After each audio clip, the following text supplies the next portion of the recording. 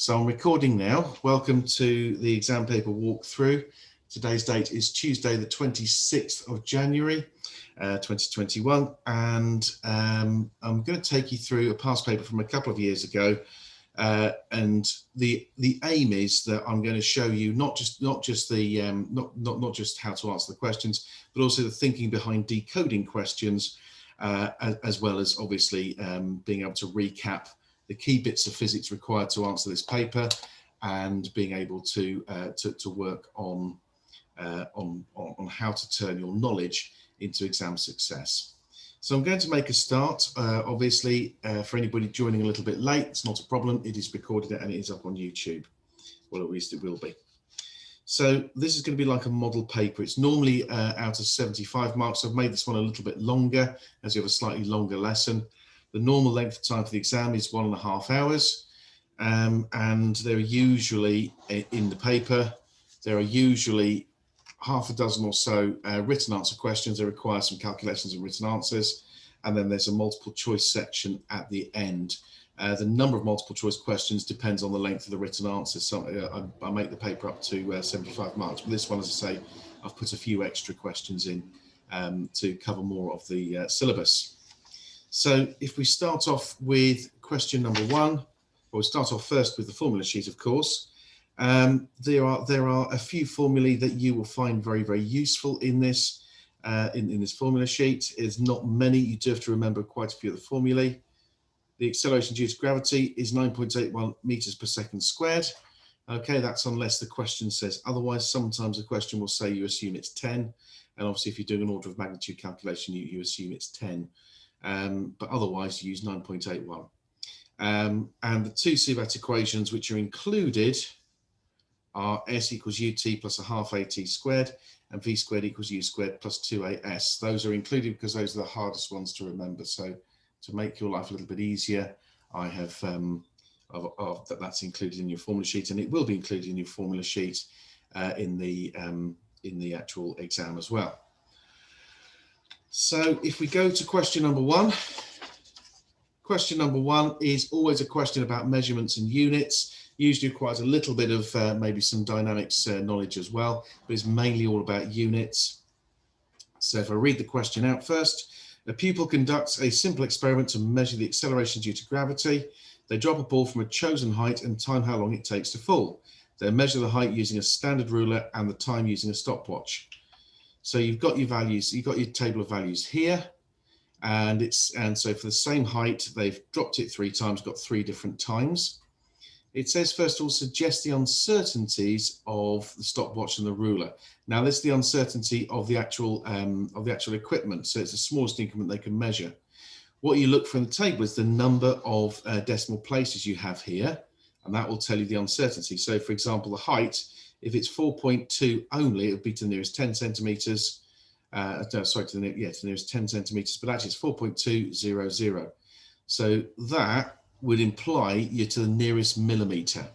So if I was to put the ruler, the uncertainty would be 0.01 meters, or it would be plus or minus 1 millimeter.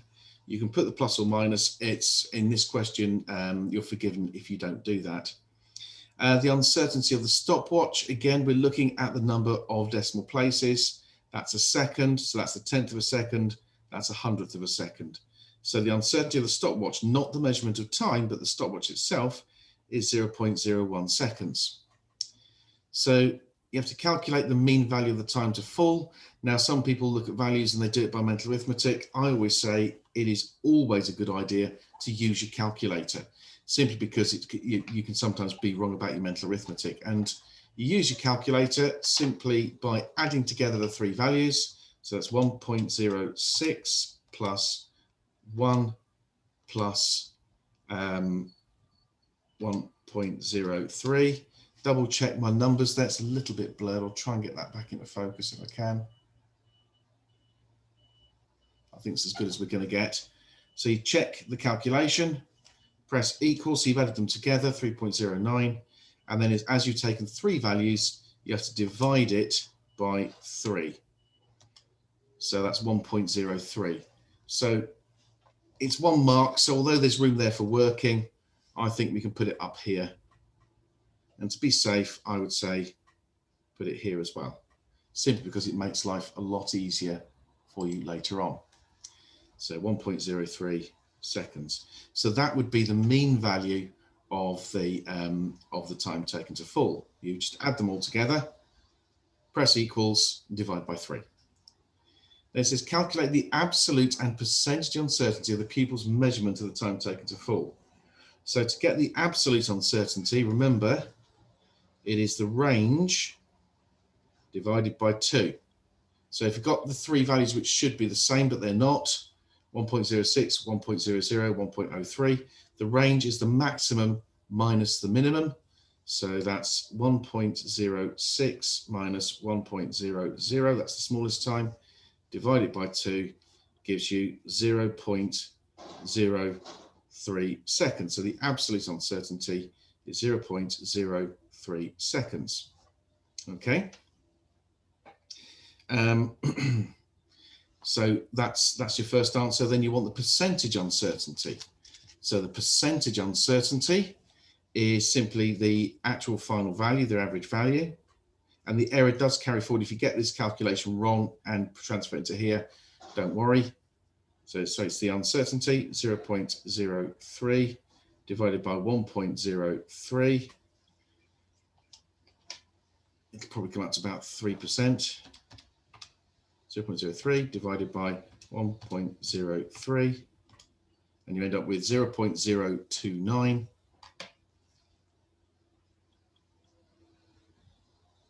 Now, what's the percentage uncertainty, not the fractional uncertainty?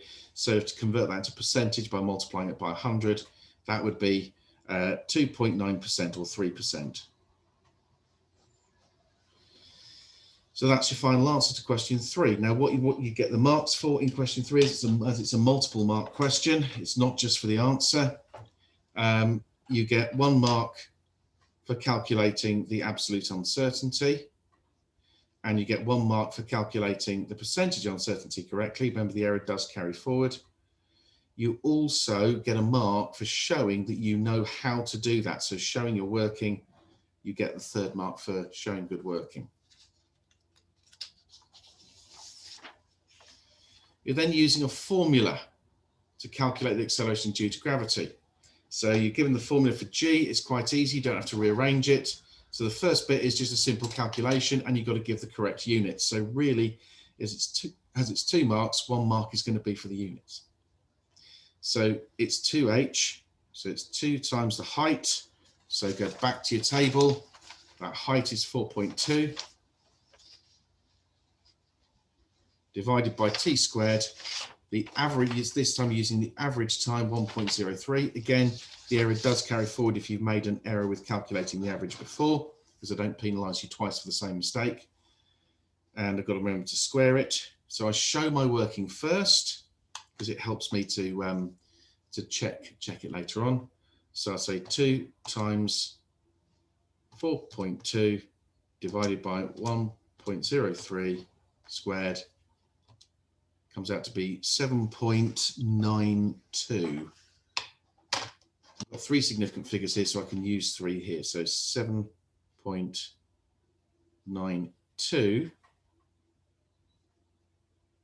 meters per second squared. What I've done here is I know that I've got an appropriate number of significant figures, because this is actually 200, so that's 4 significant figures. This is 3, so you can give your answer to 3 or 4 significant figures. So if you give your answer to 3 or 4 significant figures here, that's the appropriate number of significant figures in my answer. So although the answer was 7.917805637, I'm actually only going to use the first 3. So as that next digit is 5 or more, I have to round that black digit up. So calculating my percentage uncertainty in the pupil's measured value. Now you can do this by range. Okay, you can calculate the maximum and minimum possible values from the formula using the uncertainties, but I'm going to use the algebraic method of calculating percentage uncertainties, because I've actually got a percentage uncertainty in time, so I just need the percentage uncertainty in height. So the idea is I've got the percentage uncertainty in G, which is the uncertainty in G divided by G.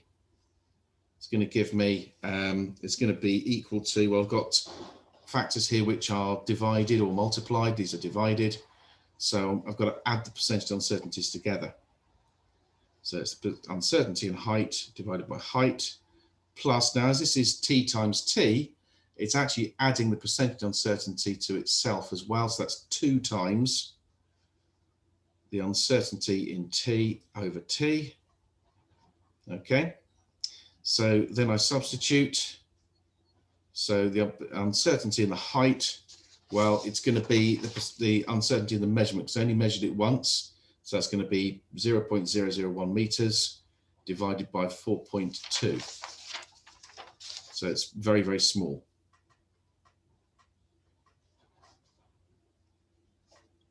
Plus that fractional uncertainty here in the measurement of time that I calculate. Again, error does carry forward. If you've got this bit wrong, you still get the error carried forward if you show correct working. 0.029. So it's 2 times 0.029, which is equal to, now I'm going to plan ahead a little bit here, and you'll see why in a second. I'm actually going to do the 2 calculations separately. So it's 0.001, oops, divided by 4.2 equals 4.2 times 10 to the minus 3. So in other words, that's 0.0042 plus 2 times 0.0029, 2 times 0.029 gives me 0.058. The reason being is you can spot straight away the percentage uncertainty in the height measurement is far less than the percentage uncertainty in the time measurement. And that comes in handy later on. You add the 2 together and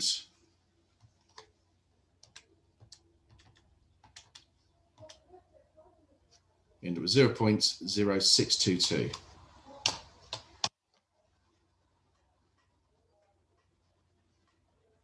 So I'll round it off to maybe 2 significant figures and convert it into a percentage because it wants the percentage uncertainty.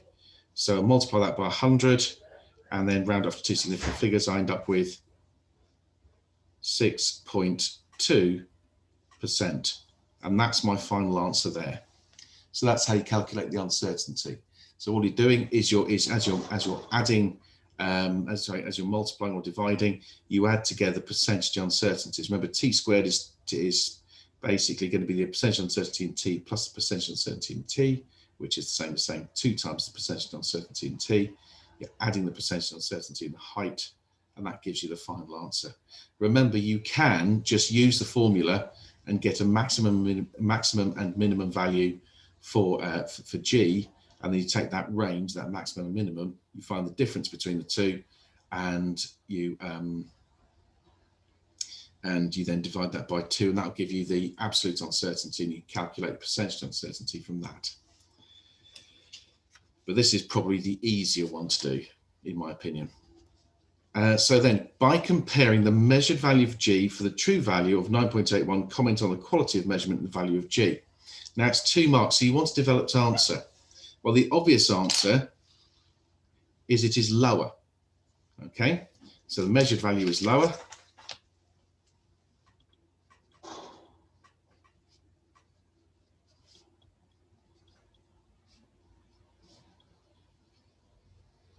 Okay, that would be worth 1 mark to say that they are different, but we'll want a bit more. So what we could do is we could find out whether or not this value, if we try and work out what the maximum would be, taking into account the uncertainty of 6%, we could find out whether or not it actually would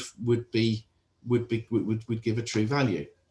So 7.92, well, we're going to add 6.2%. So we're going to say multiplied by 1.062, because that's how you add 6.2%. Still gives me 8.41, which is still lower than the actual accepted value. So its measured value is lower. It is actually the accepted value,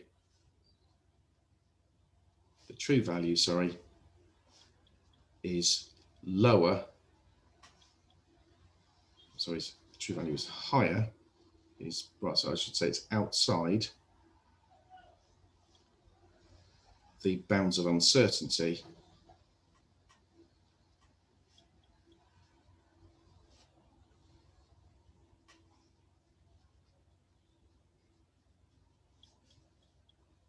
of my value.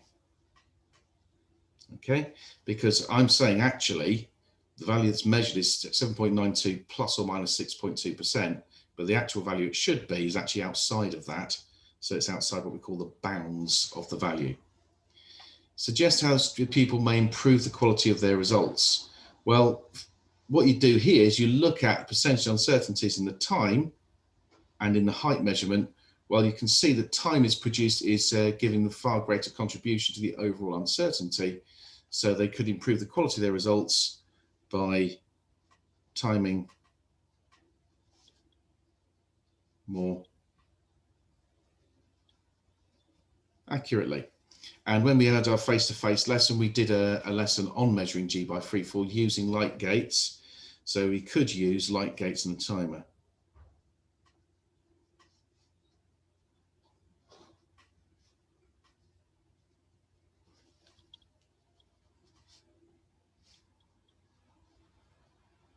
Okay, so that is then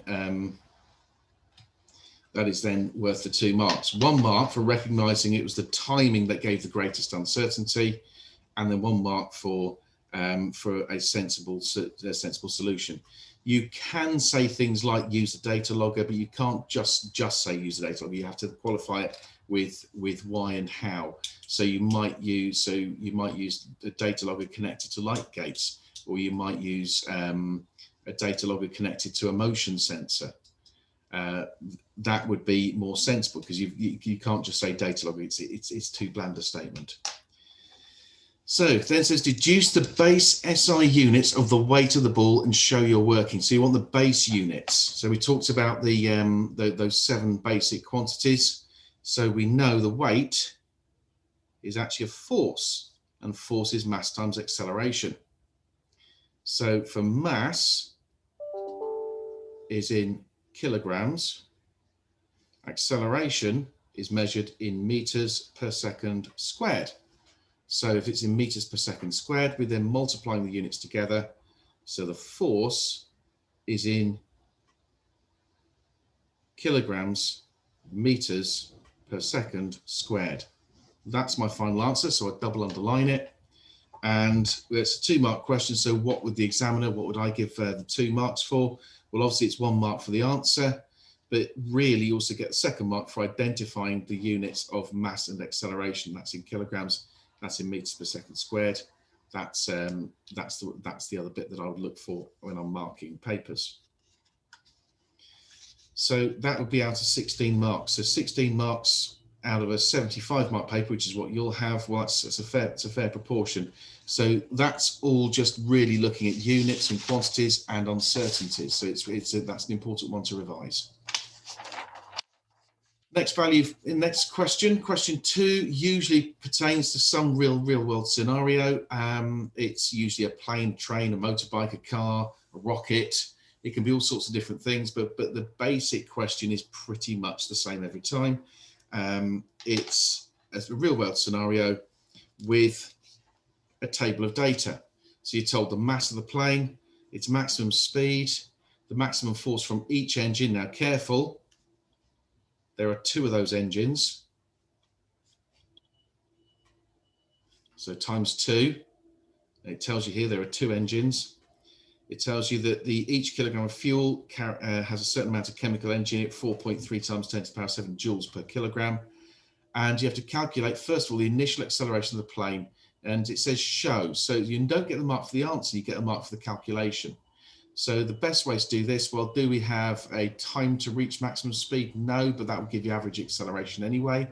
So we're probably going to use F equals ma, Newton's second law of motion, because we're given the force from both the engines, so you just have to multiply that by 2, and we're given the mass, so it should give me an initial acceleration.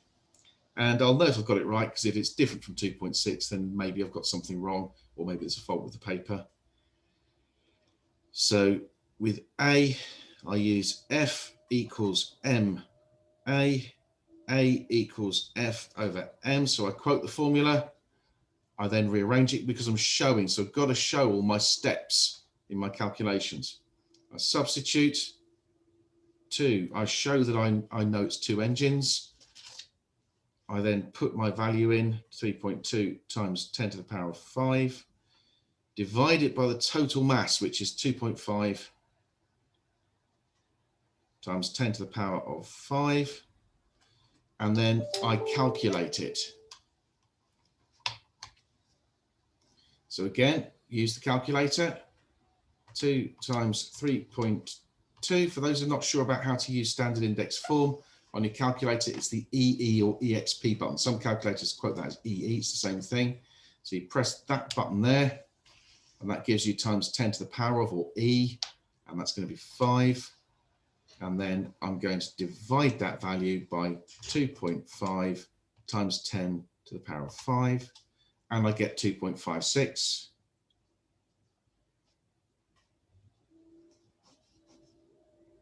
Which is approximately, to 2 significant figures, 2.6 meters per second squared. Okay, and that's it shown. The bit that I would be interested in as an examiner is probably that substitution right there. So if you calculate the time taken to accelerate to this speed of 90 meters per second to takeoff speed, we assume it's going to be the same acceleration. It's not quite right, but we're going to assume it is. So we're using a SUVAT equation. So SUVAT, well, we don't know the distance. We want to work out T. We know the acceleration.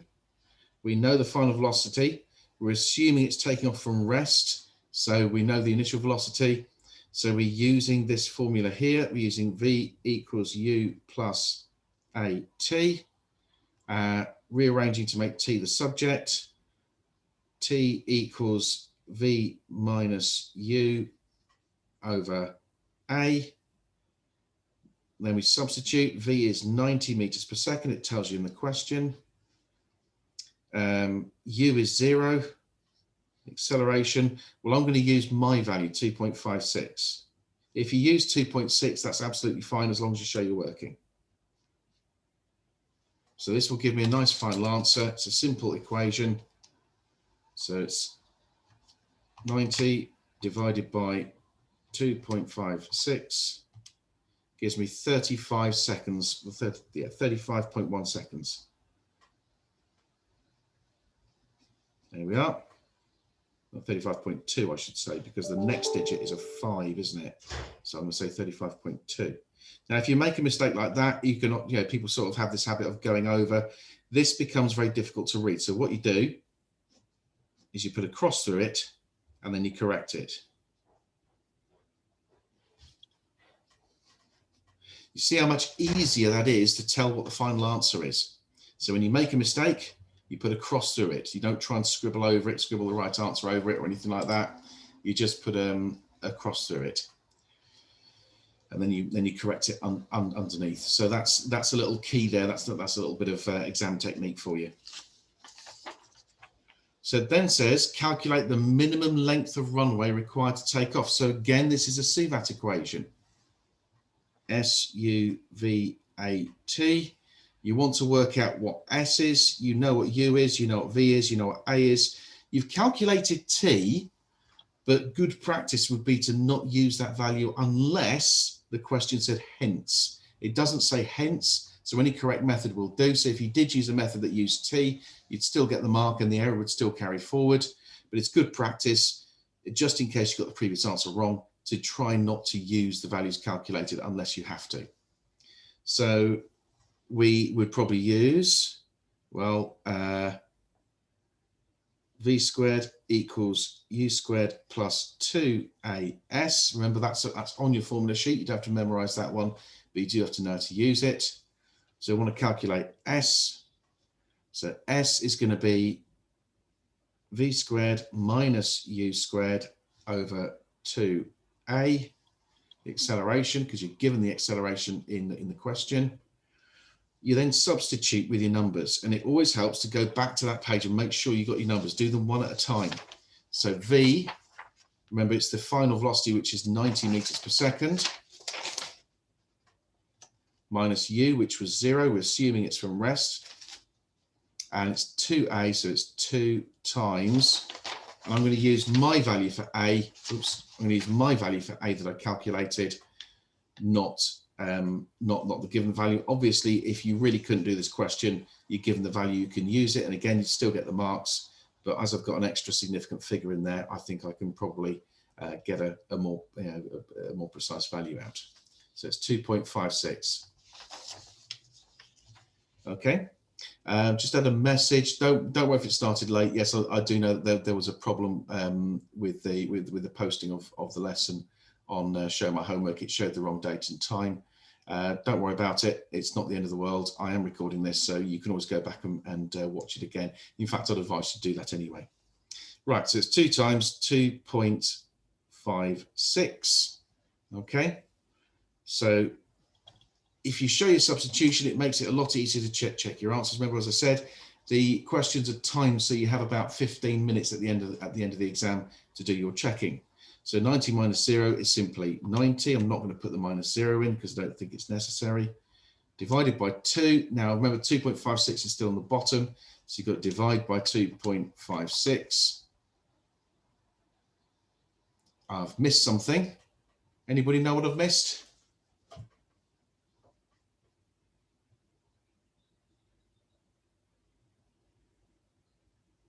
No? Well, I'll tell you. It's V squared, 90. So if you make a mistake, my advice is do it again. You can go back and edit using arrow buttons if you've got them on your calculator. But I always advise people to, if you realize you've made a mistake, just go back and start again. 90 squared divided by 2 divided by 2.56. That's more like it. Gives me 1,000. Well, it's 1,582. Well, I think it's 1,580 meters. That's approximate length of the runway. That is about 1.6 kilometers, or about a mile, which is about the length needed for a large passenger jet to take off. But a longer runway would be needed. Well, why would this be needed? Well, there are a couple of reasons. The physics reason is the one I'm going to use, but I'm going to tell you about some others. Longer runway would be needed because the acceleration would decrease.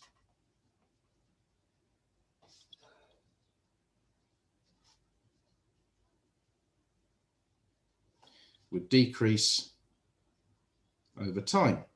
Why? Due to increasing frictional forces.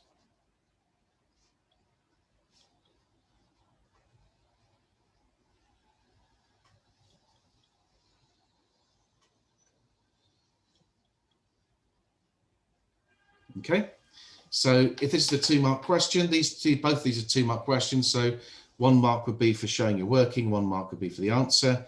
This one, it's a little bit more complicated because you have to explain. So if it's 2 marks when you're explaining, explain, remember, is a command word, which means to say why. It's different to describing. So in other words, why would you need a longer runway? Well, because the acceleration would decrease over time. And why would the acceleration decrease over time? Because of the frictional forces on the aircraft. Okay, they would increase because obviously the faster you go, the more air resistance you have, for example. Okay, there are also other things to take into account. You could talk about the length of the plane. Well, you need to add on the length of the actual aircraft. I've just realized something's going a little bit awry with my computer. I think it's still recording. Yes, it is. Just to double check that. So I know that my acceleration would decrease over time due to increasing frictional forces. So the other thing you could also take into account is the fact that you also need a little bit of margin for error. So there might be a fault, and the plane might need to stop again, and so on. There are lots of different ones, but this is sort of the physicsy explanation. Although if you gave a real world explanation, you would get credit for that. It's always well worth, when you're explaining something, writing something down, because if you write something relevant, there is a very high chance you'd probably get at least one of the marks. So maximum thrust, the plane maintains its maximum speed. So this is really a terminal velocity question in disguise. So explain in terms of forces. Now it said explain, remember says say why, and you've got to talk about forces, not anything else really. Why the plane maintains constant speed when the engine is still applying thrust. So the reason why is at top speed, or maximum speed, the frictional forces, the friction or air resistance,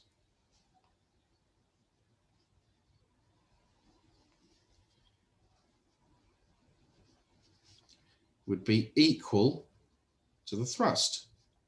Equal to the thrust.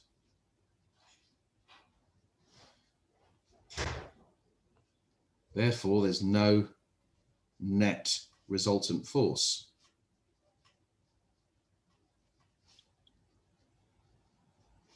And you can use a little bit of annotation here. You can use a bit of shorthand. That symbol means which implies. So that implies no acceleration. Now, if it said to do it in terms of energy, what you'd be saying is that the energy from the engines, the work done by the engines is purely used to overcome purely used to do work against the friction or air resistance. Right, so show that the power of the engine is a very common question. It's given by that formula. It's very, very simple. You say power is energy over time. You've seen this before. So power is energy over time. The energy equals the work done, because you're doing work against, in this case, air resistance, which is force times distance. S is distance, remember. So you then substitute it in. Power equals force times distance over time. Okay, the work done over time. Distance, remember S is distance, so I'll say it over and over again because people sometimes start saying it's other things. Divided by time is simply the speed or velocity, which implies that power is force times velocity. Again, 2-mark question. What would you get the mark for? 1 mark for recognizing these two. 1 mark for then substituting the formula for energy into the formula for power. And that's what, and also recognizing that distance over time is speed. So really, it's quite an easy 2 marks if you remember this derivation. You are required to remember a few little derivations, as we've seen. So others you have to work out. So then it says, hence show the maximum power output from both the engines combined is approximately 170 megawatts. So again, you're given the answer. So if it's different, either the question's got an error in it or you've made a mistake. Most likely to be the second one. So if power is work done over time, it's force times speed. The force from both the engines, remember the data table, go back to the data table. Force from one engine is 3.2 times 10 to the power of 5. There are 2 of them, so you've got to double it. So top speed, the engines are going as far as with as much force as possible. 3.2 times 10 to the power of 5 multiplied by 2, multiplied by the speed. The maximum speed is again on the table, 265 meters per second. So then you calculate it. Okay, so if we calculate it, we have 3.2, use the AEXP button, times 10 to the power of 5, multiplied by 2, multiplied by 265, gives you a final answer. Well, I'm going to write that out directly, 169 6 and 1, 2, 3, 4, 5 zeros. 1, 2, 3, 4, 5. Now with English numbers, you can put a comma between every 3 digits when you've got a big number. Okay, so that's 169 times 10 to the power of 6.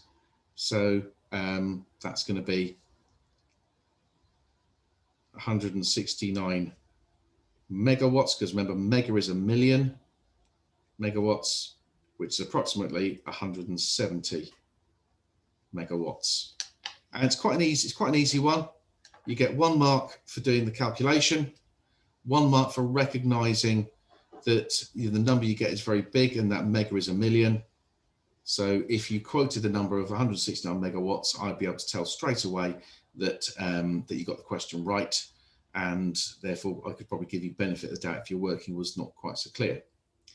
Okay, beware. It is not acceptable to calculate a number and have something totally different from what it should be and say it's approximately equal to it. If that happens, what I do is I unpick your working. If your working was correct, but your calculation was incorrect, remember that your calculator is just another device with a keyboard, so you are prone to typos. We all are. I do the same, as you've seen earlier on in this demonstration. So it's quite important to just double check. But if you say it's completely different, if you do the calculation, don't say it's the same. You can always go back and check check your calculation. If it's still very, very different, quote the answer anyway. I can go back over your work and see if you use the correct techniques. If you use the correct techniques, you'd get at least 1 out of the 2 marks. Then says, calculate the amount of work done, calculate the amount of work done which would need to be done against air resistance for the plane to travel 200 kilometers. So here we got the work done is force times distance. Okay, work.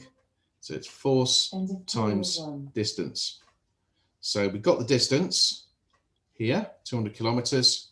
So that's 2.0 times 10 to the power of 5 times 10 to the power of 5 meters. Okay, so that would be a good value for the work done. For the distance traveled, because we have to go back to base units. The force, remember, is the maximum force from the engine. So again, it's exactly the same. 3.2 times 10 to the power of 5.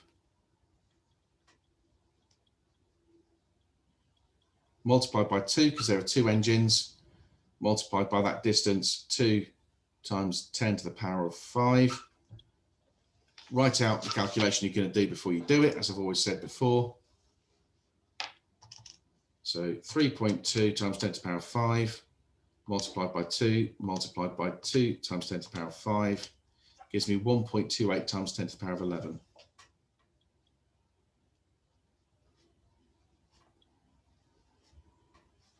And I'll put the unit joules just to flourish. Okay, so here you can keep it in standard index form. If you wanted to convert it into megajoules or gigajoules, you could even convert it to terajoules if you really wanted to, but it's not necessary. So why do the step? Why do the step and run the risk of making a mistake? More steps you do, more mistakes you might make. So this is fine. It's a final answer. So we give it 1 mark for the answer. I want to see 1 mark for this kind of calculation, but again, errors do carry forward. So if in a previous question you hadn't recognized that it was 2 engines, I would forgive you for that, and you get an error carries forward. Right, during the flight, the plane uses 12,000 kilograms of fuel. Calculate the amount of energy stored in that. So the energy is going to be, well, it's going to be the energy density, or the amount of energy per kilogram of fuel. That was not taught directly in the unit, but it's something that makes sense. Multiplied by 12,000 kilograms. So the energy density, again, we go back to the table. 4.3 times 10 to the power of 7.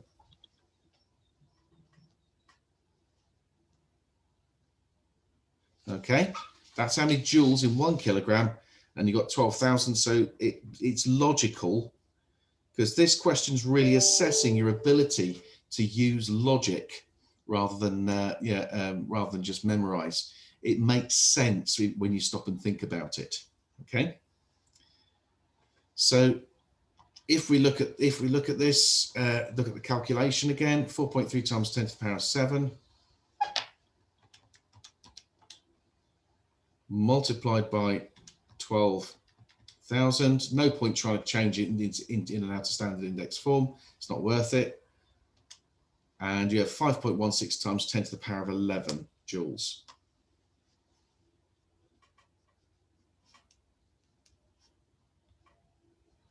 Okay, and that's worth 1 mark. So it's a simple logical question and you get a mark for it. Now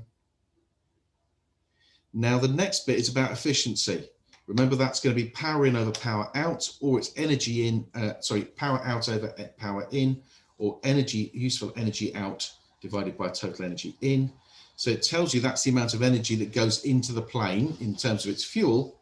And it says during the flight. So it's talking about the flight mentioned above, 200 kilometers. So this is the amount of work done against the atmosphere. Now, obviously, it's going to be approximate because we're ignoring taking off and landing or changing speed or turning or anything like that. We're ignoring all of that. We're just looking at the values we've got so we can make our lives a lot easier. So the total useful energy out is 1.28 times 10 to the power of 11. Divided by the energy in, which is 5.16 times 10 to the power of 11. Now, those of you who are good at maths, you'll notice the 10 to 11s cancel. So you can either calculate it with it or without it, as long as you do both on the top and bottom.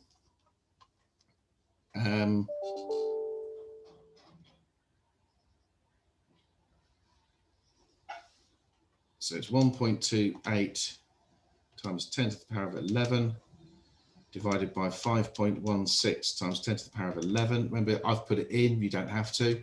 Put in the powers. So you end up with 0.248.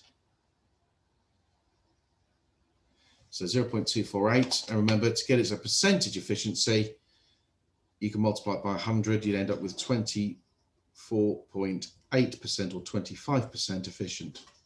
There's your final answer. Actually, as somebody marking your paper, I would be looking for either one of those two. Okay, if you put them both, that's brilliant. But if you got as far as 0.248, because I didn't say percentage, I don't necessarily insist on it being expressed as a percentage. The mark is 1 mark is for showing you know how to calculate efficiency. Again, the errors carry forward from the previous answers. So if your previous answers here and here were wrong, then as long as you put them in clearly into your working, you still got the mark for the error carries forward, which is another really good reason for actually showing your working, because if you just put the wrong answer, I wouldn't be able to give you the mark. I'd only be able to give you the mark if I could see clearly that the only reason why the answer was wrong was because your previous answers were wrong. That's the only reason why I could give you an error carries forward. So it'd be 1 mark for the working, 1 mark for the answer. Either format will do in this case, because it doesn't say percentage. If in here it said percentage efficiency, you would have to express it as a percentage. So to be aware of it. Right, question number 3. I think you may have seen this one before in one form or another. Numbers do change a little bit. But basically, this is a very standard experiment used to measure the speed of a bullet. So the idea is that when the bullet hits the block, it becomes embedded, so it joins the block. It's actually in the middle, as you can see in this picture. It imparts its momentum to the block. Momentum is conserved, remember. So it starts moving as kinetic energy, which, as it's going up in a pendulum, will convert into gravitational potential energy when it gets to the top, when there's no kinetic energy left. And that's the idea. And by measuring the height that it actually goes up by, you can measure the gravitational potential energy, therefore the kinetic energy of the block, therefore the speed of the block, and therefore, using conservation of momentum, the speed of the bullet. And that's what this question's all about. Okay. Again, with Unit 2, you get a lot of data tables. Okay. As part of engineering is being able to use data tables sometimes, whether it's on a screen or a computer, downloaded from the internet, or whether it's in a book like K and Laby or something like that.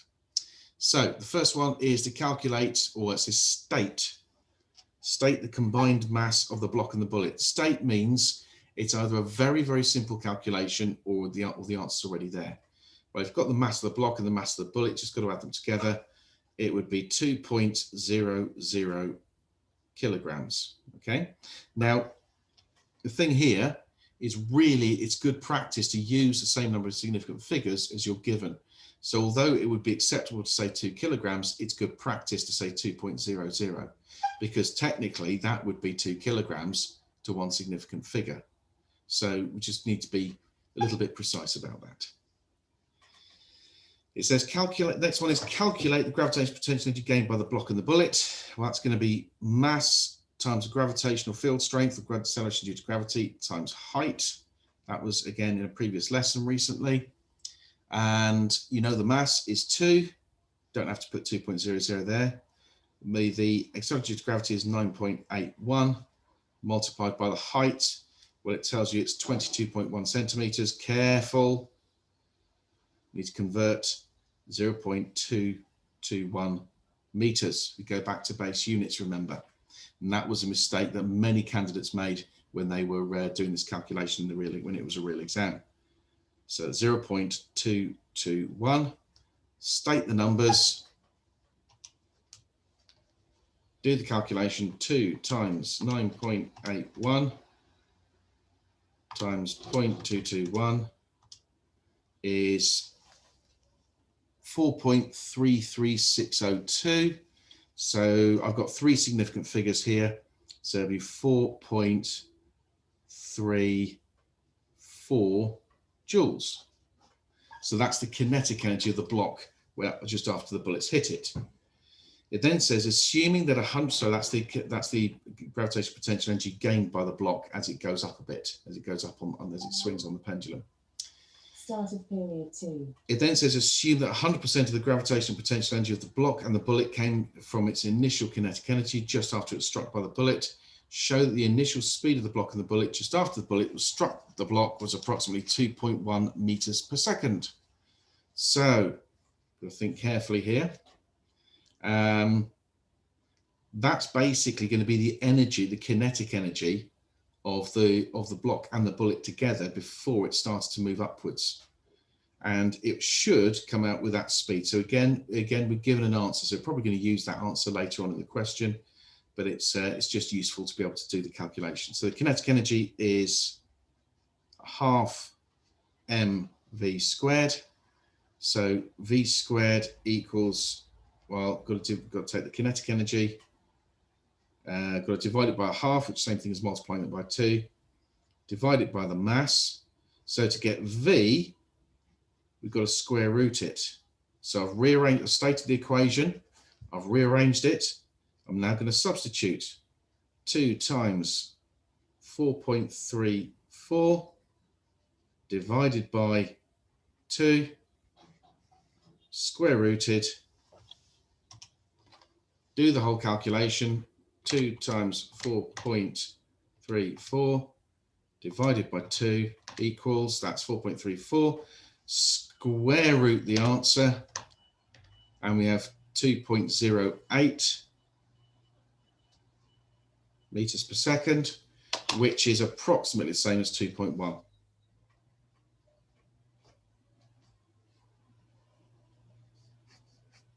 But that again is what I'd be looking for. If I was looking for the proof, if I saw that answer, that would tell me that you've probably done the calculation correctly. But to be absolutely certain, because you're showing, it says show, because you're showing each step of the calculation. Very important.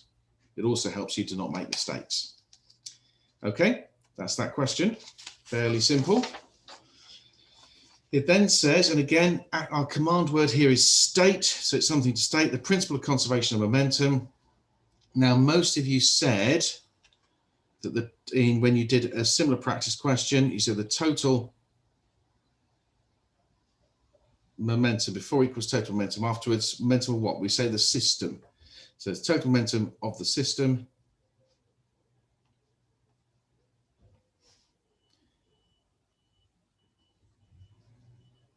Before the collision equals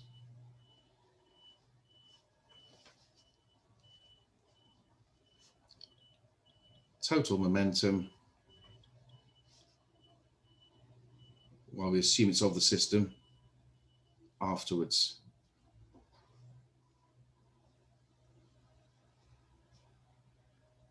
Okay, now that's worth 1 mark. However, sometimes this is 2 marks, so it's good to just remember it by saying if there are no external forces. In other words, it's an isolated system.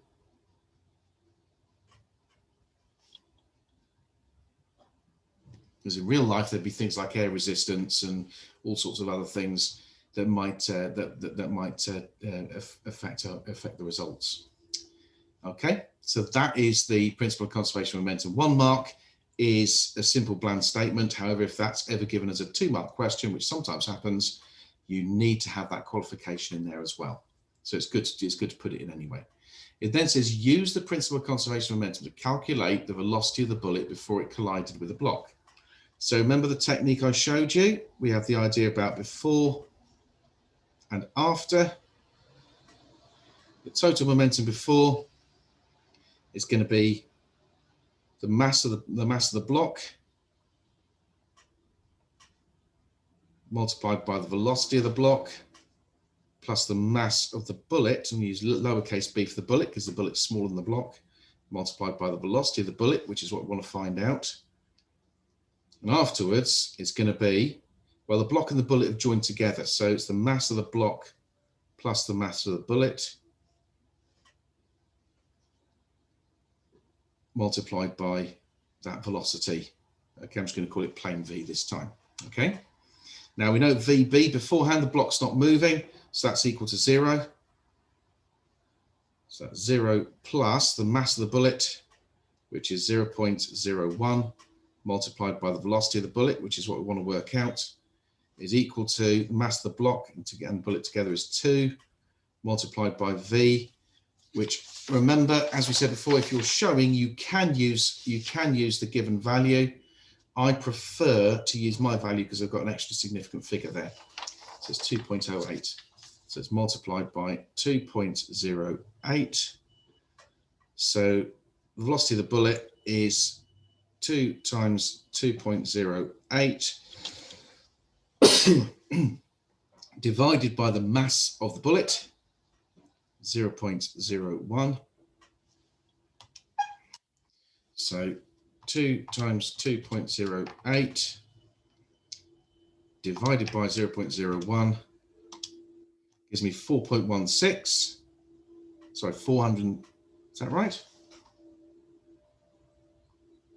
No, I've made a mistake there. So what's gone wrong? I could tell straight away that it was unreasonable. How could I tell? Well, if it's 4.16 meters per second, that's a bit slow for a bullet.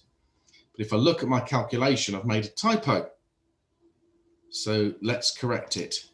2 times 2.08, that's more like it, divided by 0.01. 416, bit faster than the speed of sound, that's right. That's why when somebody fires a gun, it's very noisy because you get a sonic boom out of it. And it's quite acceptable to say 416 meters per second. Okay.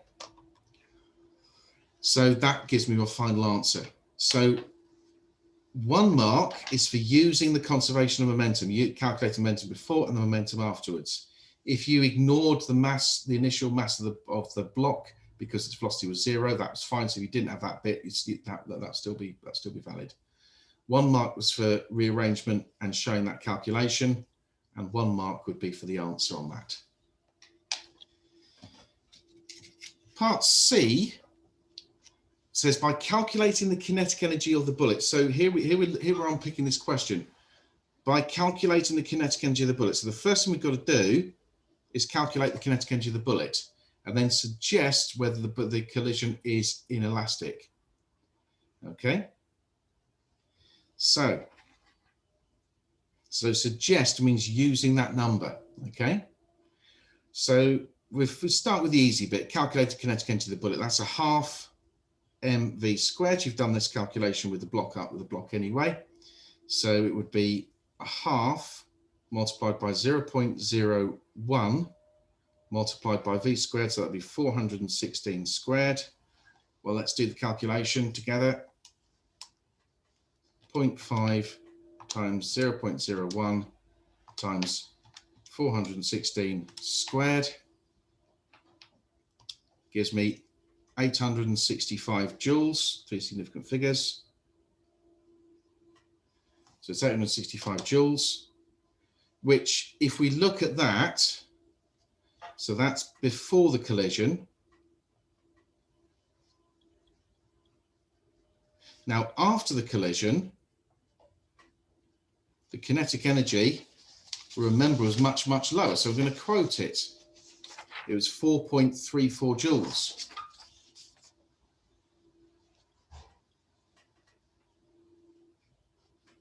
Okay. So the first thing I would be doing is I'd be awarding a mark for the calculation of the kinetic energy before the collision. We noticed it's significantly more, so some kinetic energy is lost, or it's dissipated, I should say, but I'm going to say lost. It's absolutely fine to say it's reduced or it's lost, okay? And that implies it is inelastic. Because remember, elastic collisions, the kinetic energy is conserved. The kinetic energy before and after is the same. With inelastic collisions, you lose some kinetic energy. So as a marker in an exam, I'll give you 1 mark for correctly calculating the kinetic energy of the bullet, 1 mark for stating that therefore the kinetic energy is reduced. There's some of it's been lost to the surroundings, as thermal energy, sound, etc. And then 3rd mark for the actual answering the question, which is stating what is suggesting whether the collision between the bullet and the block is inelastic. Suggests means you basically state it with a reason. So there's my statement, there's my reason. Okay, right. Now this is the question people have the most problem with. This is actually a projectiles question, and it is a practical question. In the exam, almost every time, not every time, but almost every time, it'll be a projectiles question. That will be your practical and graph question. This is why you need to become adept at printing, sort of scanning exam papers. Obviously, if you're on site at Brookhouse College for the UFP exams, then you'll be doing the exam on an exam paper anyway. But if you're at home and you're unable to actually obviously be here in person, then you'll be doing the exam and then sending it back to me. You need to be aware that if you do that, you've got to become adept at printing out, drawing the graph, and then taking photos of each page of your paper and sending them to me as a PDF. So let's move on. So the data is collected in table 4. So in table 4, you've got your data. So they're looking at the idea, they changed the launch height and they measured the range, how far the ball went before it hit this tray of sand here, okay? So there's no timing or anything like that. It's just the ball was launched horizontally, so its horizontal velocity was 0, and it followed a parabolic path before it hit the sand, changing height. When they changed that height, it changed the distance. So this one, you've got to calculate the horizontal distance squared. Now, it's a very simple calculation. This one, I've been extremely generous and given 5 marks for it, one for each one correctly calculated. But you did need to use a suitable number of significant figures. So you lost marks if you made mistakes, and you lost marks if you didn't quote the right number of significant figures. So 0.495, oops, 495 squared equals 0.245. You've got 3 significant figures here. You've got to quote your answer to 3 significant figures here. 0.534 squared is 0.285.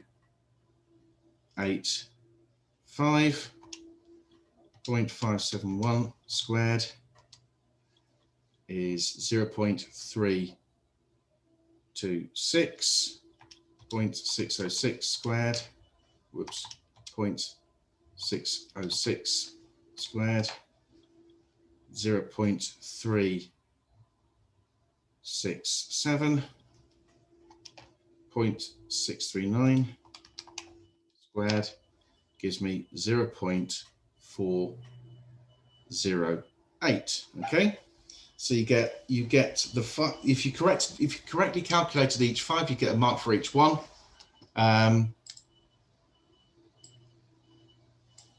Just bear with me.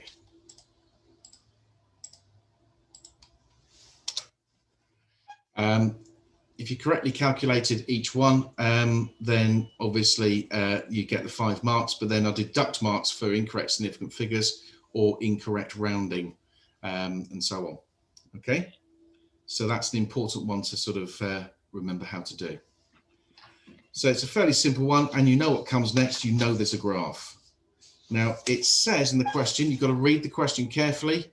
Use the graph paper below to draw a graph of the horizontal distance squared on the y-axis versus the launch height on the x-axis.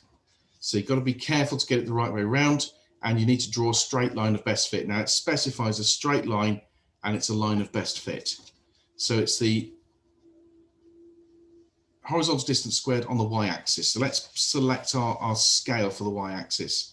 Now the graph paper you get, I'm just going to sort of zoom out a little bit, refocus in a second. Bear with me for a second here, just to show, just make it easy for you to see. There we are. The graph paper has 1, 2, 3, 4, 5, 6, 7, 8 squares going up, and 1, 2, 3, 4, 5, 6 squares going across, and plus a little bit extra. And the graph paper is the same every time in the exam paper, which is why in the practicals in the compulsory practical that you did last week, I sent you the graph paper so that you could actually see how to do that. So the launch height, well, if we think about it, if we put on the y-axis, sorry, the horizontal distance squared, the mistake people make is that they accidentally plot this one. This is not the one we're plotting. This is the one we're plotting. So that's going to be 0.041. up to 0.408, so that is that's pretty close to 0, compared to this number. Okay, it's about 90%. It would be using 90% of the graph paper if I started at 0 here. Likewise with the height. So I'm just going to concentrate on the maximum values on this occasion. So 0.5 will go on the x-axis, 0.4 will go on the y-axis. So if it's 0, I'll do 0.1, 2, 3, 4. I'd be using about that much of the graph paper and wasting all of that. So I would lose my scale mark.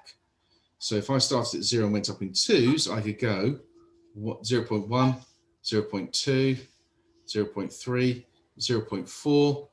So 0.41 is, or 0.408 is about there. So it's just about fits on. So that's perfect. So that's going to be my y-axis. So you select your scale.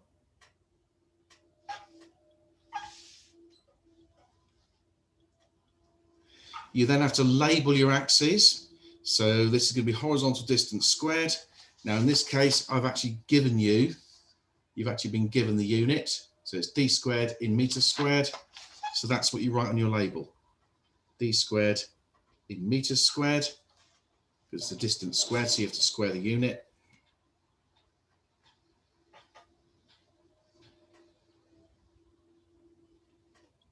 And I draw my axis with an arrow on the end there. Now, if I go on my x-axis is going to be the launch height, because it tells me to do that in the graph question.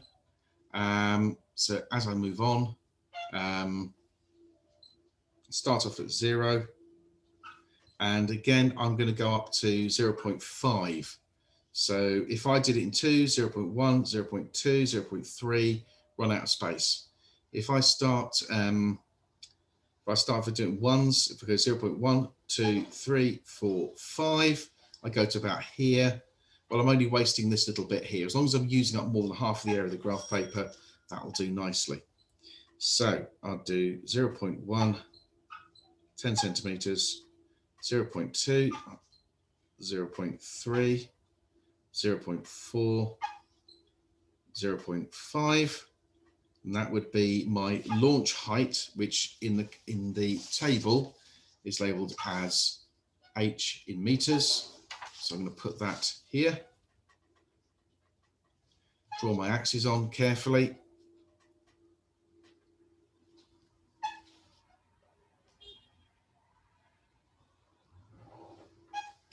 we are.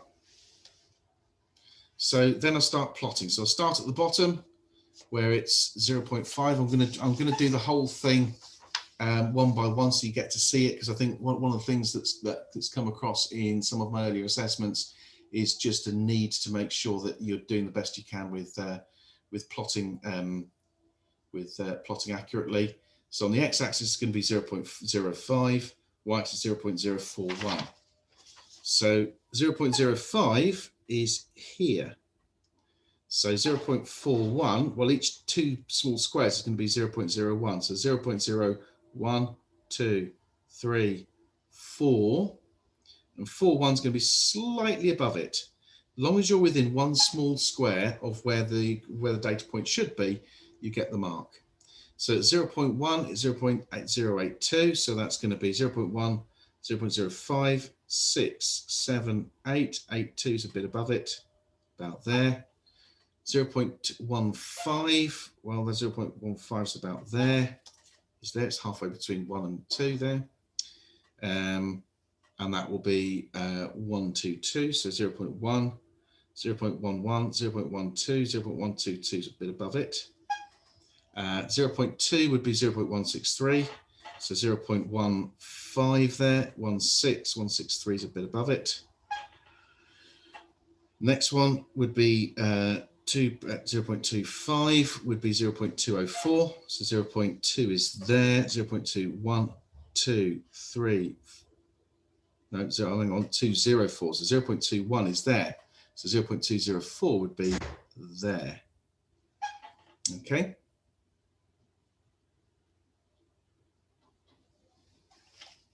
Bear with me. Just as I've got some more people joining.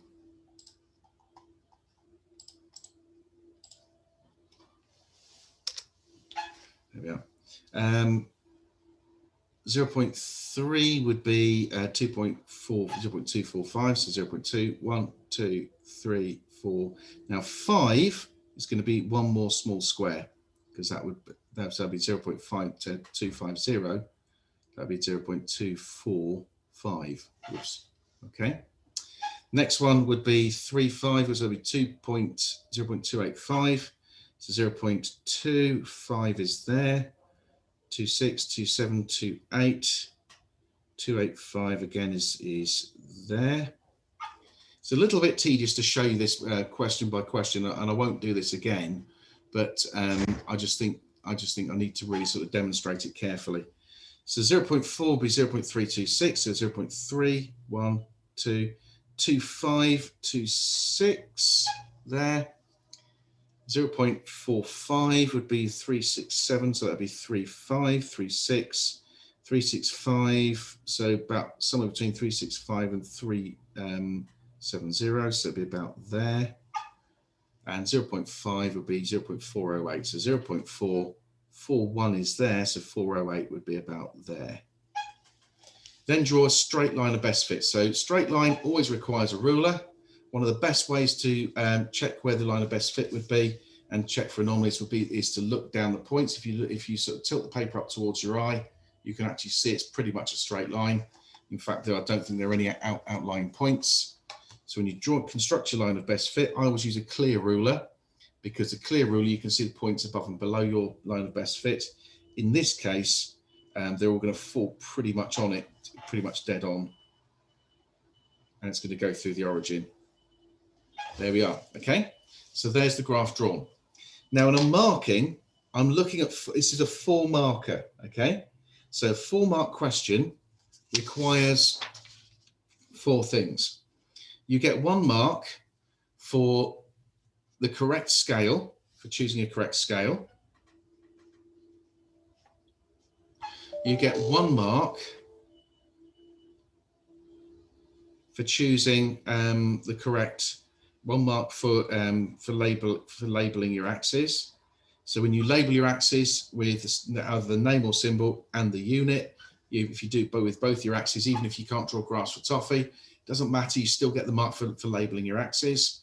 You get 1 mark for plots. Now what I do when I plot is I check a couple of points. I don't check them all, I check a couple.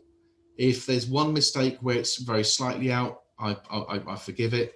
If there is more than one mistake, or one of your plots is completely out, is completely off, then you don't get the plot mark, and then 1 mark for your line of best fit. Okay.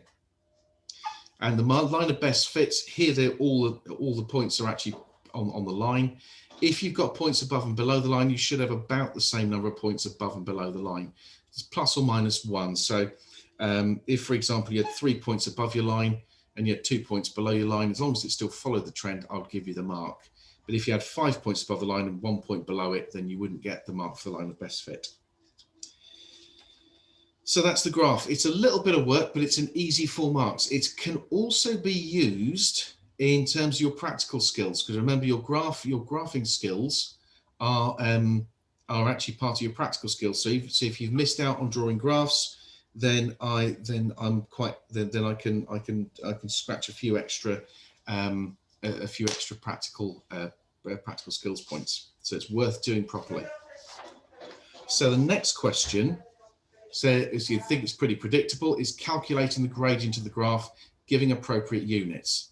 So gradient calculation uses your data points, and you should use as much of the line as possible, more than half. So you pick 2 easy to read convenient points. I'm going to pick a point here, this point here, and I'm going to pick a point down here that's convenient. Let's have a look, see if we can find a good one. It's nice and easy to read. So if I pick my point, I think this one here is about as good as it's quite a nice one. So I literally draw my triangle. Now what you can do is extend your triangle line down to your axis if it helps. But my triangle line is more like that. Now I'm using a pen here. You should really use a pencil so you can rub things out if you make a mistake with your graphs. So I draw my line of my working lines here, my triangle lines. The minimum, when you're measuring the gradient, if you've selected convenient points and drawn a large triangle, you actually get 1 mark. So it's pretty easy mark here. The next mark is for correctly reading the points off. Okay, so we've got these points here, which go to my axes. And what we do is I call this point here Y1, and I read it off. So Y1 is actually 0.4. Don't have to worry about the units at this stage. Y2 is 0.05, okay, because it comes up to 0.05 on the axis. My X1, well, that's going to be 0.49.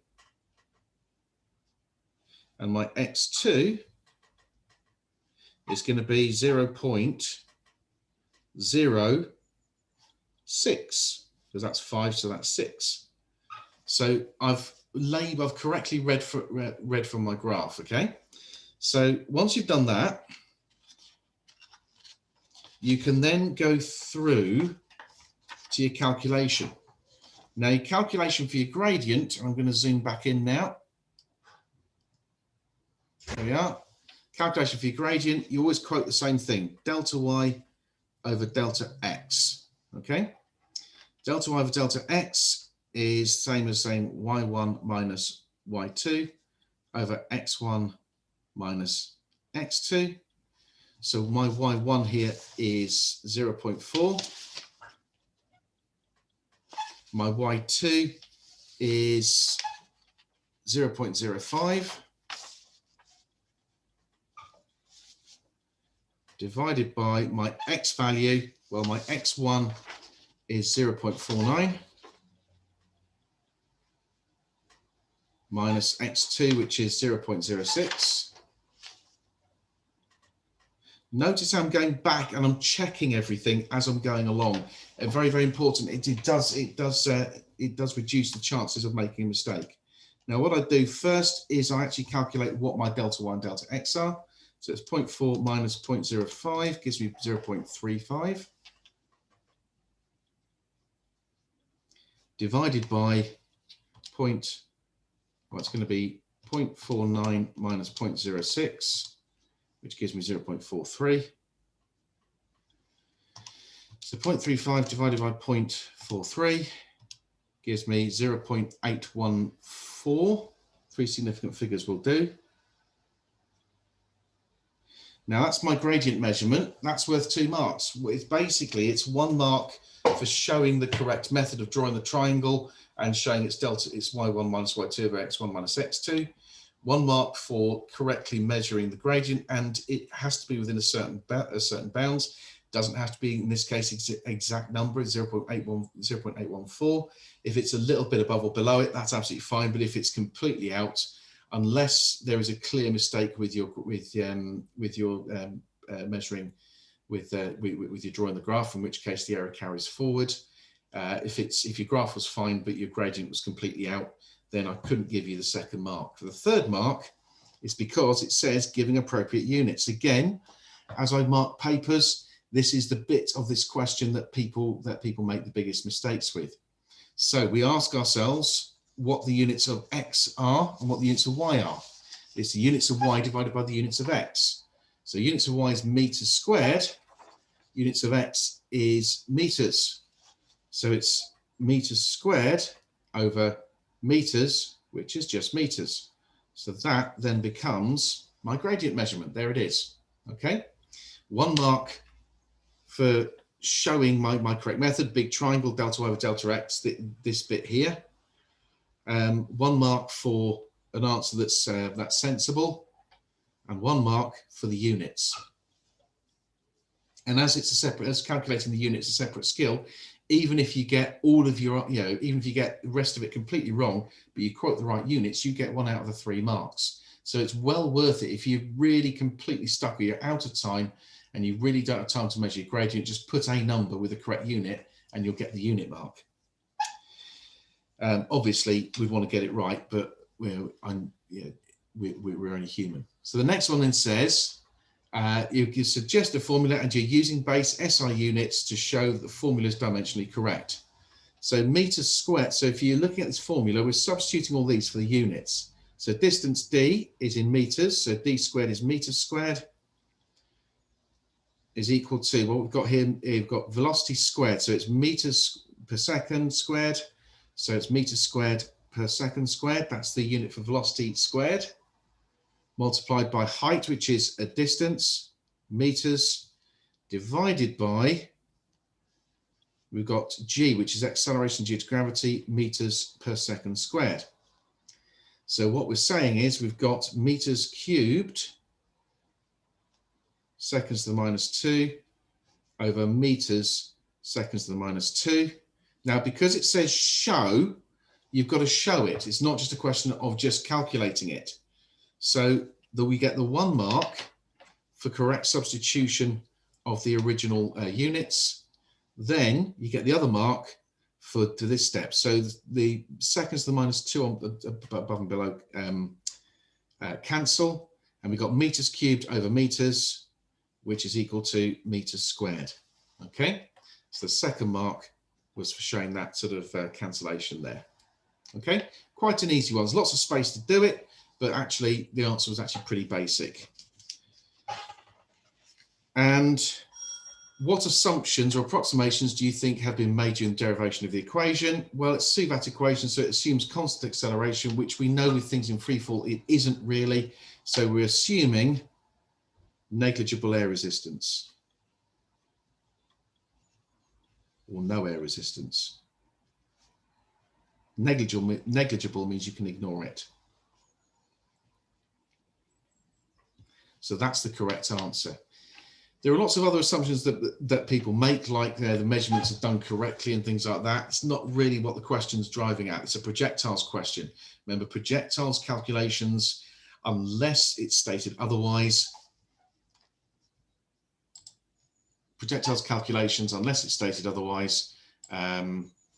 then, so I'm just letting somebody else in. Unless it's stated otherwise, we ignore air resistance, okay? So, and when the air resistance is taken into account, all you really want is the effect it would actually have on the final results. So the next part of the question, it's quite a long one. It says, using your value for the gradient of the graph, calculate the acceleration due to gravity. Now here you've got to be careful. You're using the value for the gradient. Some people start plowing into the table and trying to do calculations there. That's not what the question's asking you to do. You don't get credit for it, even though it could be construed as a correct method, simply because the question says using the gradient value. So you have to use a gradient. So we can be pretty certain that it's a y equals mx plus c question. So if we've got our graph of our equation, which we've got on the previous page, d squared equals 2v squared over g times h. I'm going to separate out the h ever so slightly, because remember we put the distance d on the y-axis and we put h on the x-axis. So actually what you've got here is a straight line through the origin, which your graph was. So what we're doing here is we're saying that that factor here, this bit here, must be the same as the gradient. So I'm going to say that the gradient is equal to 2v squared over g, okay? So we know that v squared is a constant, but what was v squared? Well, we can calculate g. G is simply going to be 2v squared over the gradient. So I'm just rearranging it.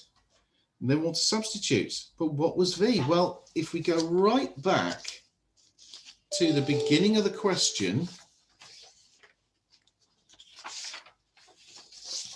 right back to the very, very beginning, it tells you the ball is launched at a constant horizontal velocity of 2 meters per second. There it is.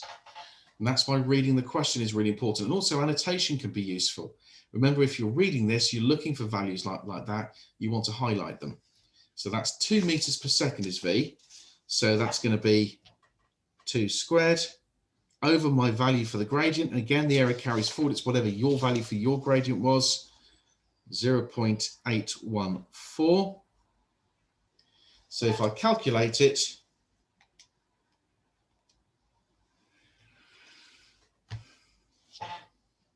two times 2 squared divided by 0.814 gives me 9.83 meters per second squared, because that is acceleration due to gravity.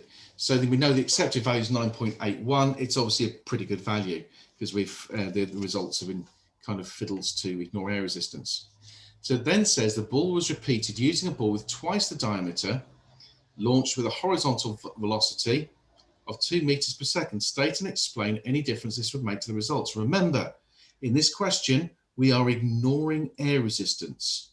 So state means a simple statement, explain, say why. So if we think about it, we know that everything, if we ignore air resistance, everything accelerates downwards at the same rate, 9.81 meters per second squared.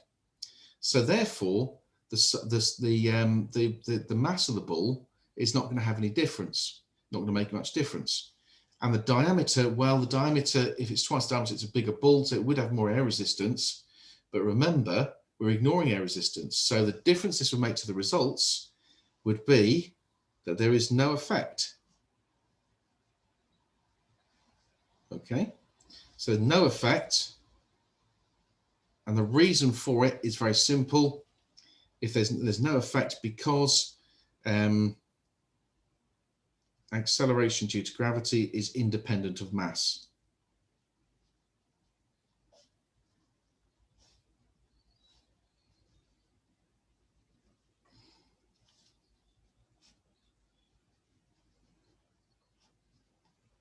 So it's independent of size or mass. if we ignore air resistance.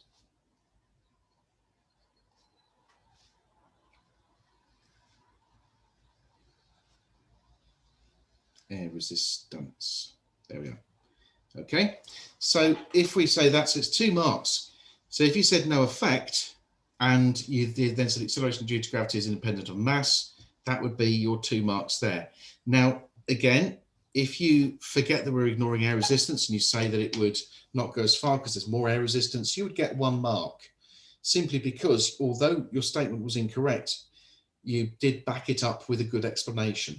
Okay, so it's always well worth attempting these questions, even if you're not too sure. It's well worth just giving them a really good go. Right.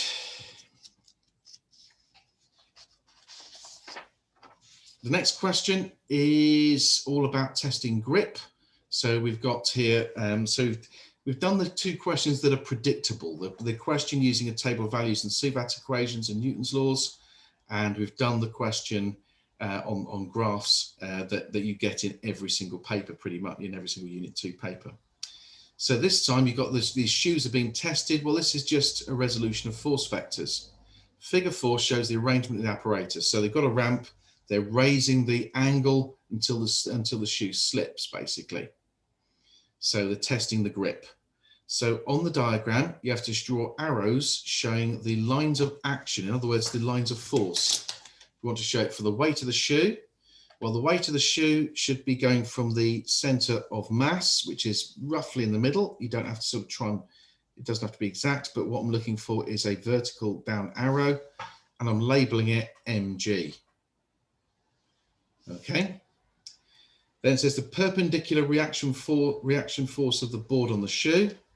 So perpendicular means right angle. So it's the force at right angles from the shoe pushing down on the board. Okay. So that's our reaction force. We're labeling it R. Whoops. Label it R because it tells you to. And then the friction force on the shoe. The friction force, now this is where people make the mistake. They think about things rolling down a slope because we've done that as an example. But what we're doing is we're looking at resolution of vectors to create equilibrium. So although the shoe wants to slide down, it's down there, the thing stopping it is friction, which is going to be in the opposite direction. So we want another force, and I always draw it just above there, along the line of the the board, F. Okay, so we've basically got 3 forces, and they're in equilibrium. So state what is meant by equilibrium. It is the sum of all forces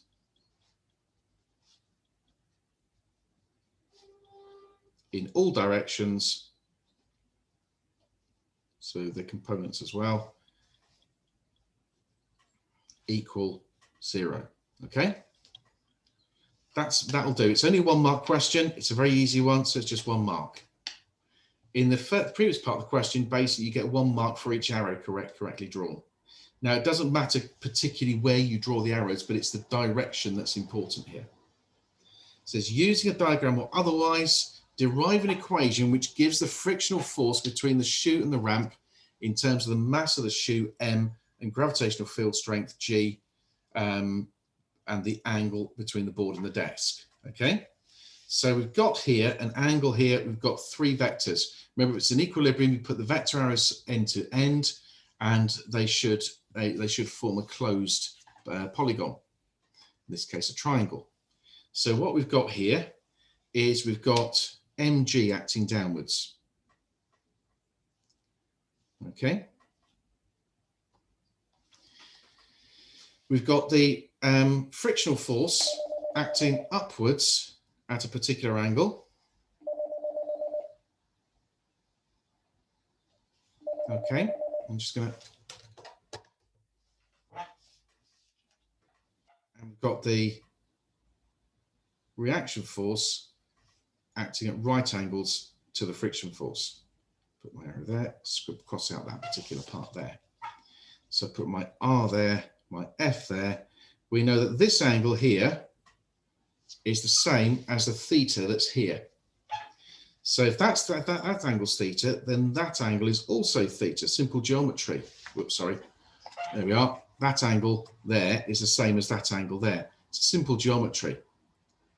So what we then do is we use some basic trigonometry. We're not particularly concerned with what R is. We want to know the friction force F. So this is the opposite. So we've got hypotenuse here. So remember the sine of an angle is the opposite over the hypotenuse. So it's F over the hypotenuse, which is mg. And we then say if that's the case, then if that's the sine of the angle, then we want to work out what F is. F equals, well, it's mg sine theta. That's worth 3 marks. 1 mark if you draw the triangle. 1 mark if you identify, sorry, 1 mark either if you identify that angle theta or if you quote that formula. And then 1 mark for the rearrangement to get your final value of F equals mg sine theta. You're doing very well, by the way. I know this is a very, very long lesson, but it's well worth it, and it's well worth coming back to it when you come to revise, because it's all about exam technique.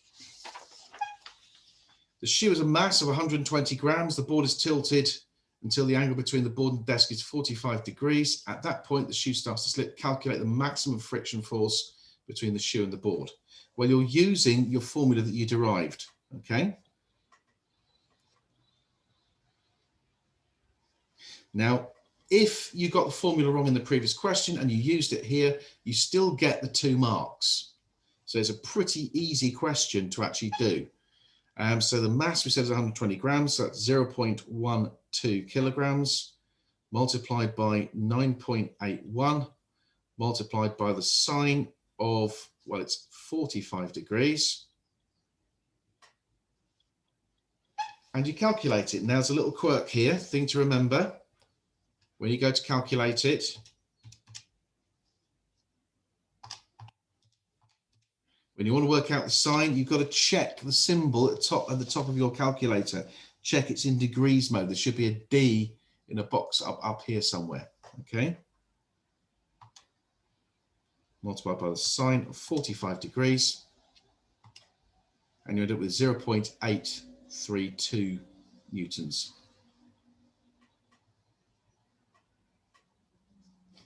If you said 0.83, that would be absolutely fine, okay? 1 mark is for the use of the formula, including calculating the mass in kilograms and using the sine of 45 degrees. And 1 mark is for the answer. So, but again, the error does carry forward if you accidentally calculated the wrong formula. Now, the next question looks harder than it is.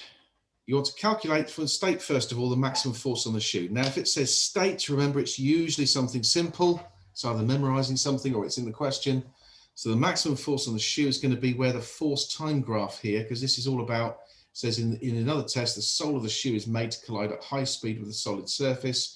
The data log records the forces on the shoe over time. Force time graph of the shoe being tested is shown in graph 1. So this is a force time graph for a collision, basically. So we want to state the maximum force. Well, the force doesn't go above 3, so it's 3.00 newtons. Okay, it's just the answer. It's either right or wrong. Then it says, use the graph to calculate the total change in momentum of the shoe during its impact. That is the area under your force time graph. So it's a trapezium rule. So it's that bit of time there, plus that, divided by 2, multiplied by the height, which is 3. So this space of time goes from 60 milliseconds, careful because it's in milliseconds, to, well, that's 90, so that's 85. So that's 60 to 85, so that's 25 milliseconds.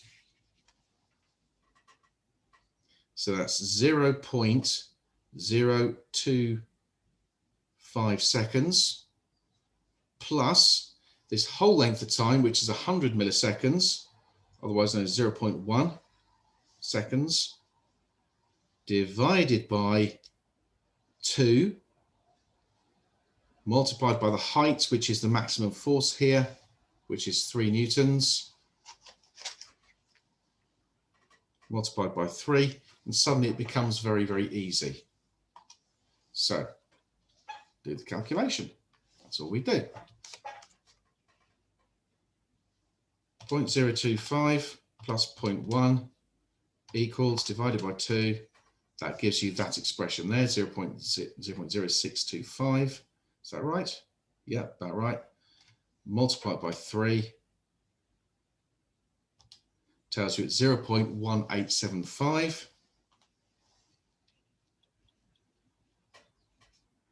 Now it's impulse, so it's Newton seconds. You can say kilograms meters per second, you get that. But I want to just want to make that into 3 significant figures. 0.188 Newton seconds is my final answer there. Okay. So again, it's 1 mark for recognizing it's the area under the graph and attempting to calculate the area under the graph. If you're not too sure, you can separate it into 2 triangles and a rectangle. That's absolutely fine.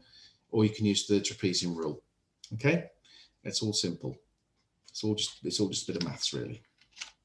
Now, if that's the case, ooh, hang on, we got lock out there. Okay, if that's the case, then what we're then doing is we've got that sort of change in momentum. And if the mass of the shoe is 120 grams, calculate the change in velocity of the shoe. Well, that's going to be the momentum. Oops, back to blue pen. The momentum is equal to the impulse, which was 0.1875. I'm going to use my more precise value. So the change in velocity would be to go to a momentum of 0 or a velocity of 0, assuming the shoe stops. So it's going to be 0.1875 over 0.12. That's the mass of the shoe.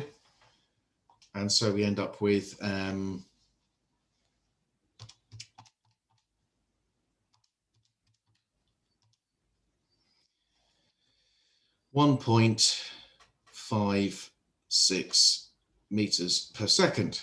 Okay, and that's worth 1 mark because it's just using a change of momentum, which you've calculated momentum before. So really, I'm just after the answer. But again, the error carries forward. If you've made a mistake before, if that's the only reason why you've made that mistake, then the error carries forward. The next question is a shaduf. Okay, remember it's used to lift water out of a river. When it's full, the system is in equilibrium.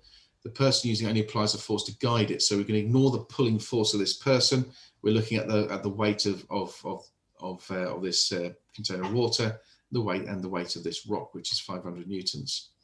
Now, although you got it at an angle, the actual calculation itself, you can ignore it here. The simple reason, the principle, well, we start off with the principle of moments, which is that for equilibrium, and you've got to say for equilibrium, the total clockwise moment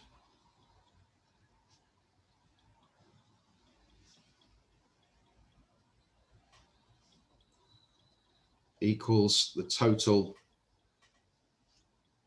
anti-clockwise moment.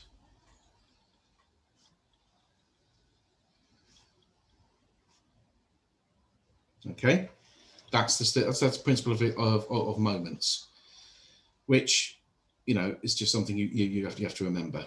The next one says use the data on figure 5 to calculate the weight of the water and bucket being lifted. So this is basically looking at clockwise moment. Now I'm going to do it with the angles here, just to show you how simple it, how the angles actually the angle actually cancels out. So we've got the clockwise moment. That's from this this water trying to rotate the shaduf here. So the length here is 2.5 meters, and the weight is unknown. It's going to be I'm going to call it W just for fun. So it's W multiplied by 2.5, and that's actually going to be, but we need to know the component of that distance. The component of that distance, right angles to the actual direction of the force, which is at 15 degrees. So that would be times cosine of 15 degrees is equal to the clockwise moment, which is 1 meter times 500,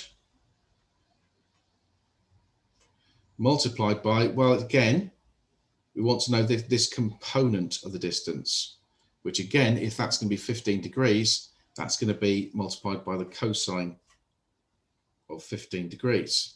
Okay. So hopefully you can see the cosine of 15 degrees cancels out in this case. So it's fine. So even if you didn't recognize it was 15 degrees, you'd still be getting the marks. It's a very easy question. So W equals, well, it's 500 because 1 times 500 is 500 divided by 2.5, which should give you hang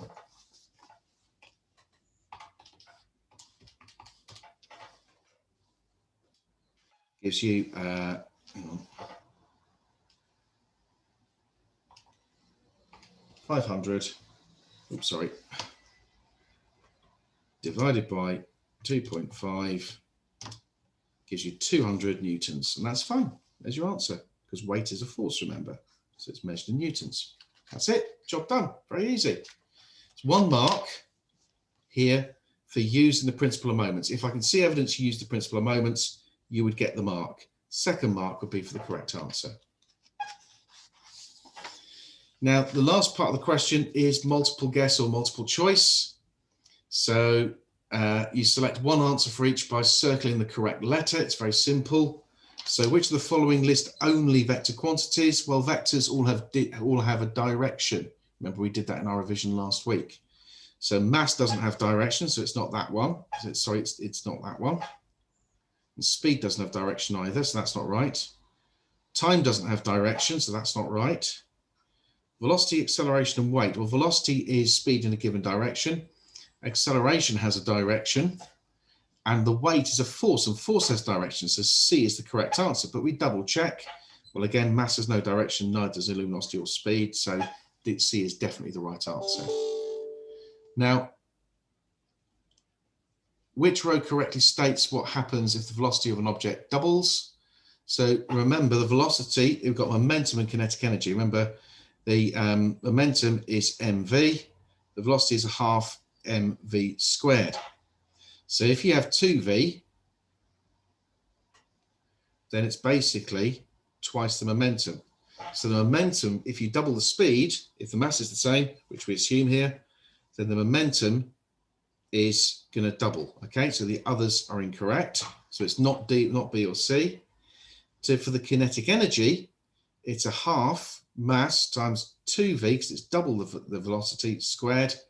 2 squared is 4. So we end up with 4 times a half mv squared. So you have 4 times the kinetic energy. So the kinetic energy quadruples. It's that one. Okay. Or you put a clue in that means times 4, because not everyone would know what quadruple meant. The correct base SI unit of energy, although a lot of people would say J, it's not a base unit, that's just a unit. Remember, energy is work done, so that's force times distance. Force is mass times acceleration. So it's going to be the units of mass times acceleration. So it's kilograms meters per second squared. Okay, that's mass times acceleration, multiplied by distance, gives you kilograms meters squared per second squared. So that would be B. A rocket engine fires its engine for 50 seconds, pushing with an average force of 1,000 newtons. What is the change in momentum? The change in momentum is simply force times time. Okay, because force is change in momentum over time. So the force is 1,000 multiplied by a time of 50 seconds. That's 50,000. Okay, so kilo means 1,000 because there's no 50,000s in this number, so it's kilonewton seconds. We'll make sure you had, so the key here was calculating it to be 50, so that immediately shows you it's not 20, but then you have to use the correct unit for impulse. Remember, it's either newton seconds or kilograms meters per second. Here, they use newton seconds, and just wants to make sure that you could identify the correct units. Right, moving on, we're nearly done. Which two quantities do not have the same SI base unit? So impulse and momentum, well, impulse is the change in momentum. So that's going to have the same units. Okay, so those have the same base SI units because it says which do not have it. Moment and energy. Well, that's a possibility, but let's move on. Speed and velocity, well, they're both measured in meters per second, so that's not right. Mass and weight, now they are definitely different because mass is in kilograms and weight is a force, so that's kilograms meters per second squared. Okay, so they definitely don't have the same one. So why might, so it's, but what about this one? Well, moment is force times distance. So moment is force, which is kilograms meters per second multiplied by meters. So that's kilograms meters squared per second squared.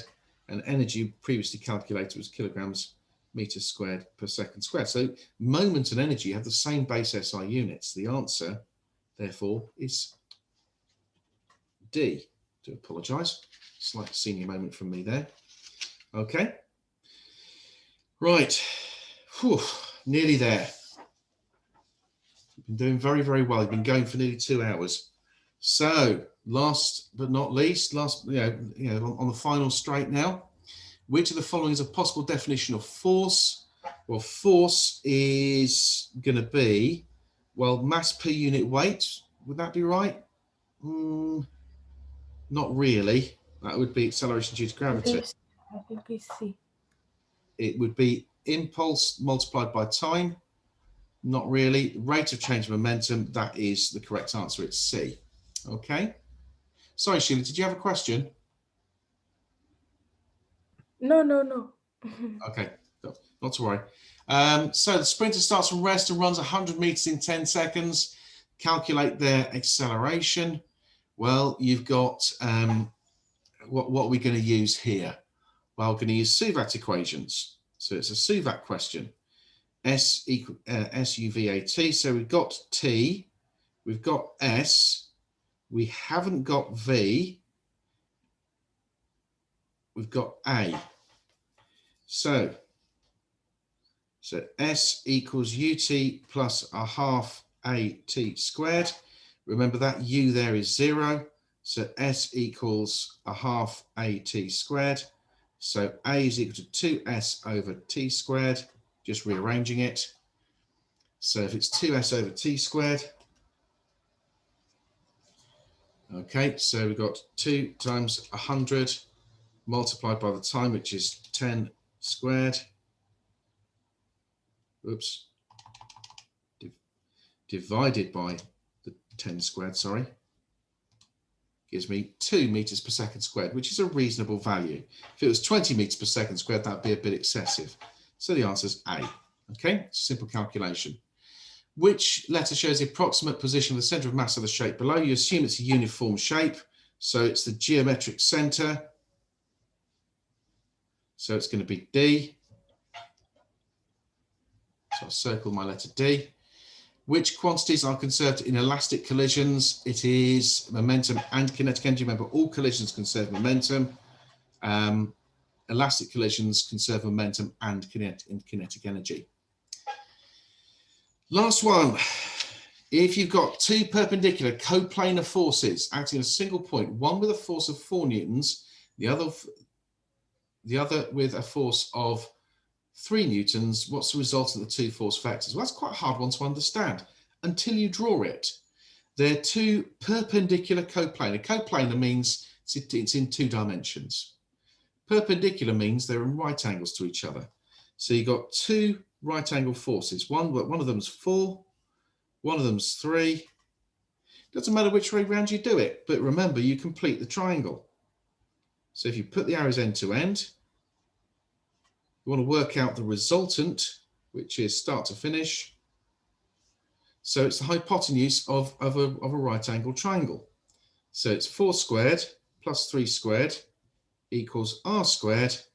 So r is equal to 4 squared plus 3 squared, all square rooted, which magically comes out to be a nice easy number, 5. It's 5 newtons. Okay, and that is the end of the exam. Now, I deliberately extended this paper just because I wanted to make sure that you saw some extra questions being demonstrated. Thank you very much for listening. You've got about half an hour left of your lesson. I'm going to use that half an hour to convert this video and post it up on YouTube for you to be able to watch again. What I'm going to ask for next lesson, I'm going to give you a paper that I'd like you to do. I'd like to have a go at doing it. You can use your revision guide, you can use any notes you've got, you can use any information, you can look things up. I just want you to do the questions. I want to see what you can do, okay, and how much of it you understand. What I'd like to do is do the whole paper, and then for the Thursdays, before the Thursday's lesson, I would like you to submit the paper on Show My Homework. What that means is I'd like you to take a photo of each page, or a photo of your answers if you used a piece of paper.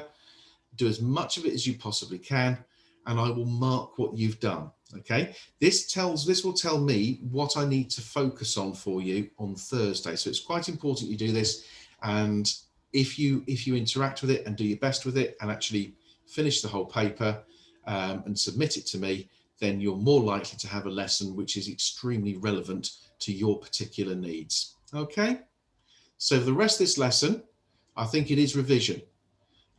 You've got a copy of the paper, which if you haven't downloaded, I'd like you to download and have a look at. If you like, you can have a go at the questions, and even later on this evening, if you wish, you can even watch this video again to learn how to actually answer the questions. But the best thing to do here now is to really download the paper, have a go at the questions on a piece of scrap paper if you haven't got a printer. You can edit it on Word, I don't mind. It's not to be handed in. It's really so that I can see, so that you can see how to answer the questions. By the time you've had a proper go at the paper, what you'll find is that the video will be up on the Show My Homework for this particular lesson. So you have to go back to this lesson. You go on Show My Homework, and you'll see that it's that I've converted it to a YouTube video. So if there are any bits where you couldn't remember how to answer the question, you can just watch the video. Is that okay, everyone? Yes. Everyone okay? Right, well, what will happen is, so tomorrow's lesson is a practice exam. So I don't think there's a Zoom lesson for that. But I'd like to just have a go at the practice. Again, it's a Word document. So if you want to edit it in Word to write your answers, that's absolutely fine. Otherwise, have